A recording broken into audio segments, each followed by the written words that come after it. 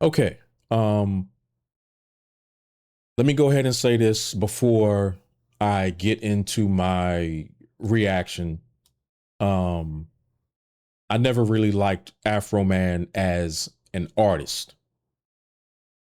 In my opinion, I thought he was a walking minstrel show. In terms of his music, he's a disgrace to hip hop, in my opinion. Because I Got High was trash. It was a trash record. Predominantly black radio stations never played that bullshit. It was the white pop stations that hyped up that record and got him nominated for that Grammy and a 6 album deal with Universal. I just want to make that clear before I get into what this topic is. Um, it was an A&R, Dan McCarran, I think. I looked it up. So that is the A&R that was responsible for finding Afroman and initiating that deal and propping up Because I Got High. So just in my opinion, this is a prime example to all my artists out there. This is a prime example that a lot of these A&Rs and these people in the music industry and these labels, they don't give a damn about talent or skill set or the black culture in general. Okay. I just wanted to point that out before I get into this. So I just think it's important to lay that out. Um, your talent is like maybe number 5 on the list. All right. It's might be number 10 on the list. All right. Because this guy is a clear example that shit doesn't matter. In my opinion, the Afroman the artist, not the person. I'm saying Afroman the artist, to me, is a disgrace to hip hop and a fucking clown. When he first came out, he's like he was like the soldier boy of his era. You know what I mean? I mean, look at this. You know what I'm saying? I mean, that's just my opinion. Y'all can take it. Yeah, you know what I mean? I know y'all might come for me if y'all watch this, because he won the defamation. He came out victorious in his defamation case. Um, so y'all already know, y'all, there's enough content already online about that. The police or the sheriff's department, if I'm not mistaken, they raided his house. Somebody ratted on him. They lied on him. Somebody got caught and they ratted on him. So the sheriff's department or whoever, they raided his house, destroyed his house, took his things, confiscated his money, stole some of it. And he had to go through this defamation case that they filed against him because he made a bunch of diss records. He made a bunch of diss records about it, and he was tearing their ass up online. And I think this has been going on for about 3 years. So he was tearing their ass up for about 3 years, goddamn it. All right. And then as a result of that, they filed a defamation suit against him. And I know obviously he came out on top. So uh I mean, I guess if you're at the bottom looking up, it's a good thing, I guess, if you're in the pro free speech crowd, but um I think it kind of sucks if you are in America and you have to be a rich person to be able to defend yourself against an injustice. So I think America needs to look internally at themselves to find out a way to address it. And it drug out for about 2 or 3 years, if I'm not mistaken. Um, Now, Afroman the person, I am a fan of. I am a fan of Afroman the person. All right. He seems like a genuinely good guy. Um, I like some of his political takes. He acknowledges that Black Americans have a distinct history and lineage. So I am a fan of Afroman the person. So I'm gonna react to this video. Recently, he's been doing his rounds of interviews, and he was basically just on a podcast. And he said something. He went into something that I'm gonna get into. So I just wanted to talk about the music portion of him that I find absolutely fucking disgusting and corrupt. And then I'm going to get into the political side of it. So now we're at the political side of of this. So basically, a lesson to all my artists is, or my advice: if you are an artist right now, I strongly recommend you merge your content with streaming content, YouTube, etc. Tell your story and, do the best you can to merge those two in a constructive and intellectual way. That's just my opinion. Always be ready for that viral moment, because Afroman was ready. You see what I'm saying? I mean, look at this. He did a diss record about one of the cops. 3.6 million. 3.6 million views. And he's been milking it for I don't know how long. You know what I mean? And look at this, 18K, and this was like a month ago. You see what I'm saying? So always be ready for that viral moment. Man, I know, he probably made millions off of them. Off of that content, he probably made millions. All right. So y'all make sure y'all keep a clip in the holster when you guys are making your content. Always be prepared, because you never know. That viral moment might slap you in the face and you might not be ready for it. All right. Just because it hit you in the face doesn't mean you're going to be ready for it. But Afroman, he definitely was with the shits. You know what I mean? Let me see. What's his popular, of course, Because I Got Hot, it just garbage. All right. All right. Now see, that's the first diss record. 14 million. That was 3 years ago. 14 million. 14 million views. You see what I'm saying? And 13 million, you see, well, that was 11 years ago. Now see, this is 4.4 million 4 months ago. Randy Walters, 3.6 million. You see what I'm saying? So always prepare yourself for that viral moment. All right. So now that we got that out of the way, I want to go to the political portion of it. All right. Because he's garbage as an artist. Now, this is something that I saw that kind of made me think like, let me listen to his political take. So we about to get into that. So I'm going to just be real brief with this. Truthful power, bottom line. You got reparations for African Americans. Do you believe that Americans will ever get reparations? Well, I'm ready. I got a plan A and I got a plan B. Okay, give me A. All right. Plan A. Present day America says, we don't want to pay for the sins of our forefathers. Okay. At the same time, the sins of the forefathers have an effect on Today. All right. Now that's 100% facts. Now, y'all already know where he's going with this, but I'm going to keep going. My logical compromise is this. Afro-Americans, descendants of American slaves, pay no state or federal taxes. That don't cost nobody. You don't gotta, that can just start right away. Right. That can start right away. You ain't got to. So how long? So for forever, or for the next 5? Now he's talking about his political beliefs. And of course, my man, he's been listening to Tariq Nasheed. He's been listening to them FBAs. I don't agree with all of y'all. Shout out to the FBAs. I don't want no smoke. I'm kind of torn between the two, between Pan-Africanism and the FBA philosophy. So I'm just kind of torn between the two. Right now, I'm just a black nationalist. So I'm neutral at this point. But in terms of what he's saying, I'm rocking with it.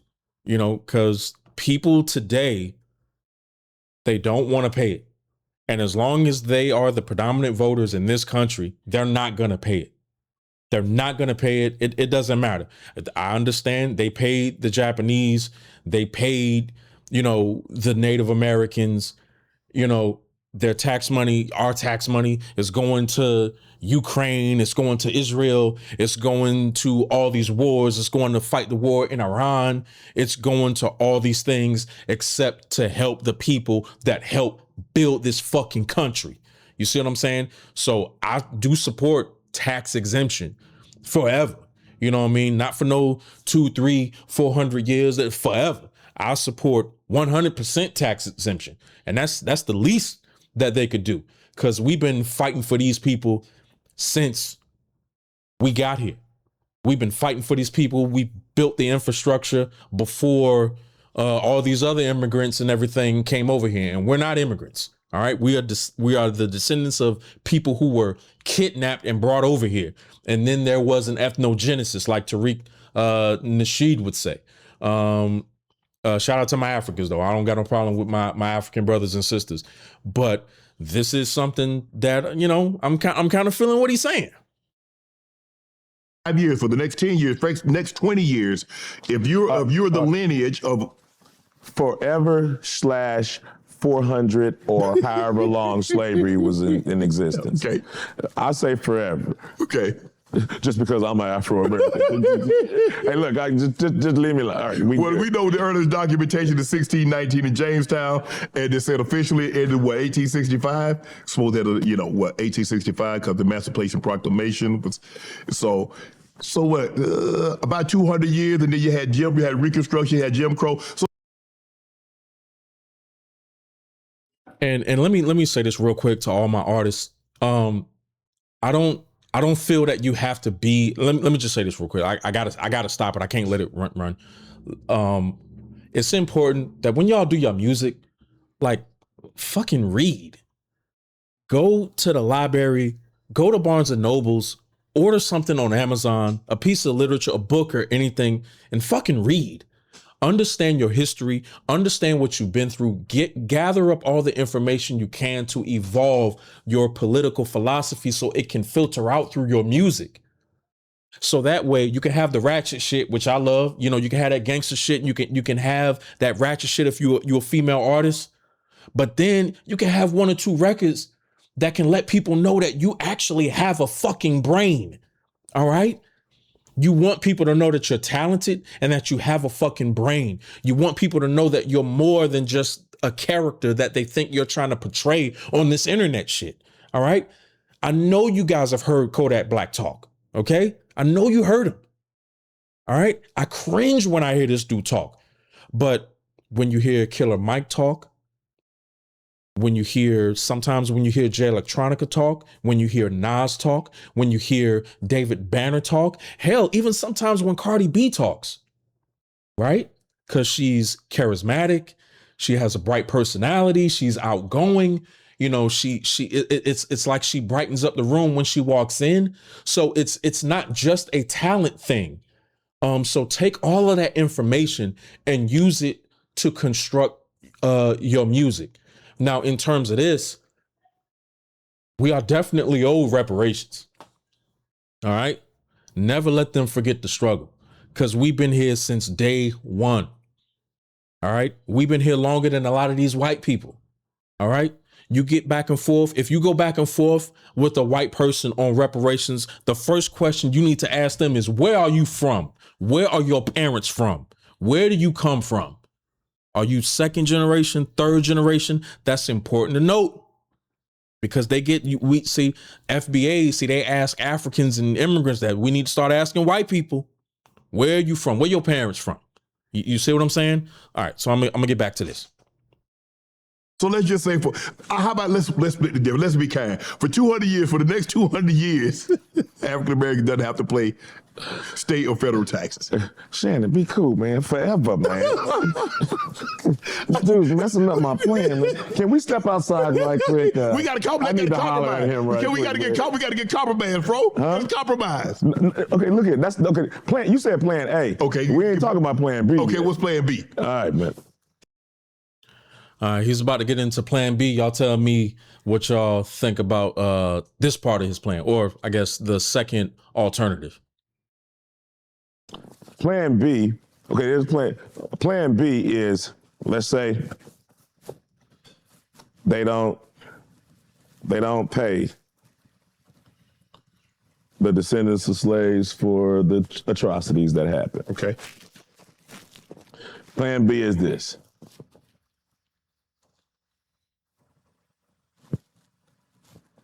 Anti-N-word Afro-Americans like myself, Okay. go somewhere and try to buy the largest pieces of property possible. Facts. I'm following you so far.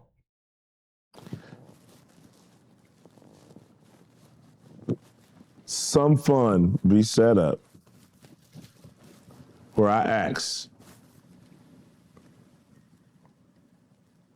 the non-Black American that understands, if they want to, they can contribute whatever God puts on their heart to help us, establish ourselves and get out of everybody's way. Okay.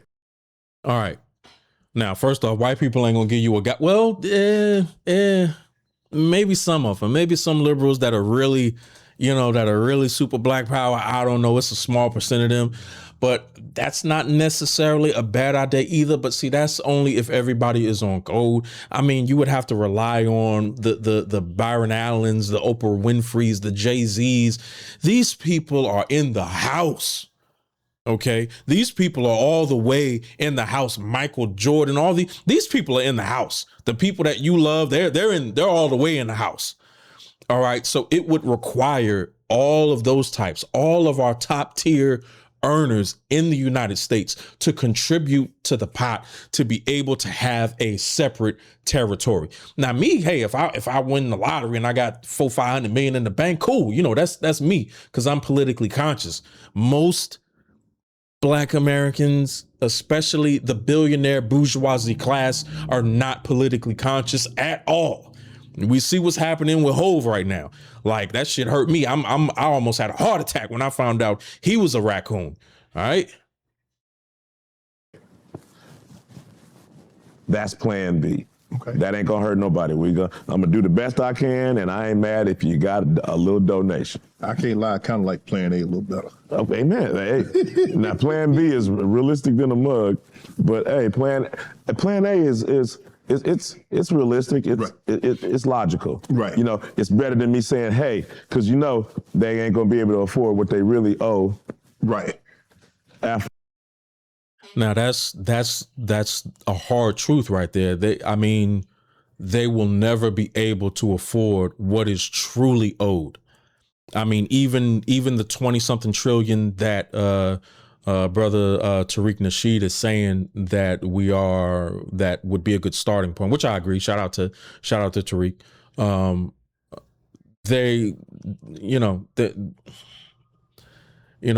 You would have to spread that out over 10 years, 10, 20 years. And then the next devil that gets in office, he can just put a stop to that right there. You know what I mean? So I do believe it should be a cash payment. I mean, hey, if they got the 20-something trillion and they can, if they can politically finagle a way to do it in a system that is predominantly white, hey, by all means, I'll vote for that. I'm just saying that is, I don't know. I don't see it being plausible, but I do support it. I'll vote for whoever wants to try to bring that forward. But I just wanted to talk about this because he definitely has some interesting political takes, in terms of legalizing prostitution, in terms of reparations, in terms of manufacturing and things like that. Everybody's kind of dragging him for his political takes, but I support 90% of his political takes. I'm not going to lie. I'll debate anybody on that. So I do like it when an artist is not afraid to convey their political message in front of a camera. So shout out to Afroman for that. I do still think that he's kind of a disgrace to hip hop. He's kind of trash. Well, he is trash, you know what I mean? But in terms of his political beliefs, I support that brother 100%. I think he's a good brother at heart. I do think he cares about this country. I think he cares about people, and I will be supporting Afroman, the person, moving forward, not necessarily Afroman, the artist. All right. Peace.